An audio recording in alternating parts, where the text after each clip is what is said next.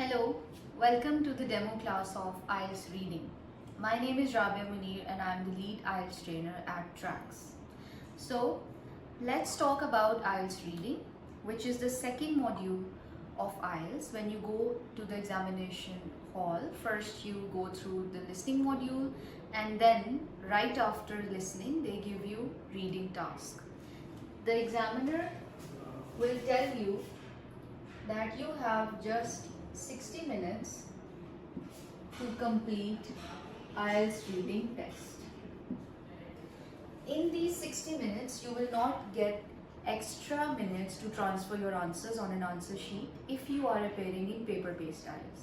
If you are appearing in computer-based IELTS, then you will solve all the questions on the screen and you don't need to fill any answer sheet. So, in these 60 minutes, you need to complete 40 questions. Now, what are those types of questions? The most important one, blanks, then true, false, not given,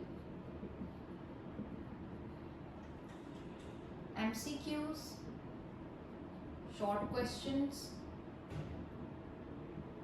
list of headings, which is the most important question, and matching. So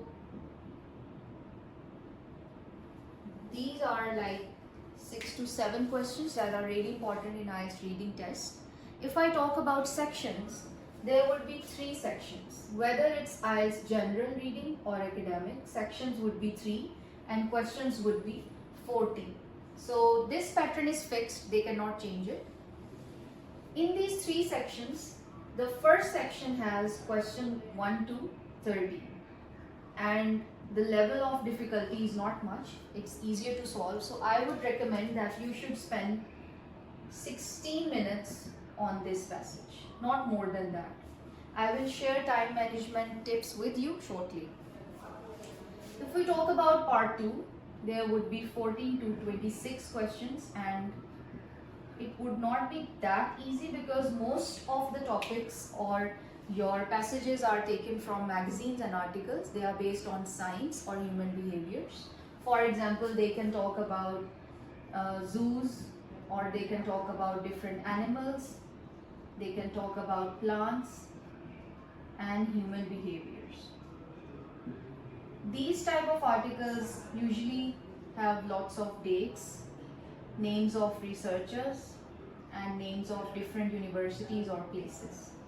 So don't get confused with the vocabulary. You just need to look for the synonyms, mark your keywords and solve your questions. Last part, part 3, the questions would be from 27 to 40. So this is a general pattern of IELTS reading. Now, how to manage your time? As I told you earlier, you should not spend whole 20 minutes on your part 1. It's easier to solve, so spend just 16 minutes on it. Spend 20 minutes on the second part and 24 minutes on your third part. Why? Because third part is usually hard or sometimes boring and your mind gets exhausted when you reach at this part. So manage your time this way and don't stuck on one question for a long time. If you want to manage your time, always use a stopwatch. When you are solving your mock test, keep a stopwatch with you and try to finish your test in 58 minutes. Because when you are solving it in your exam, you feel like the clock is ticking quite fast. So that's why you should prepare yourself and try to solve your full test in 58 minutes. So one thing is stopwatch, and second thing would be move on technique, which means that you should not spend more than 1.5 minutes on one question. If you feel like you are unable to find the answer, move on to the next question and you will see that with the passage of time you understand the passage well and you will automatically find the answer to the previous question.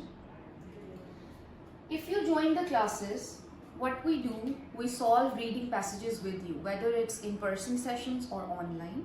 So we will help you out to learn more about IELTS reading and how to practice it and how to finish your test in time. If we talk about scoring, then if you score 30 out of 40 in IELTS academic test, you will get 6 bands. Whereas in general reading, the scoring is quite strict. If you are getting 30 scores out of 40, in general test, the examiner would give you 6 bands. And if it's academic, then you would get 7 bands. The thing is, academic passages are quite long, whereas general reading is easier but strict in marking criteria. So understand this thing well and stay tuned for more tips and tricks. Thank you.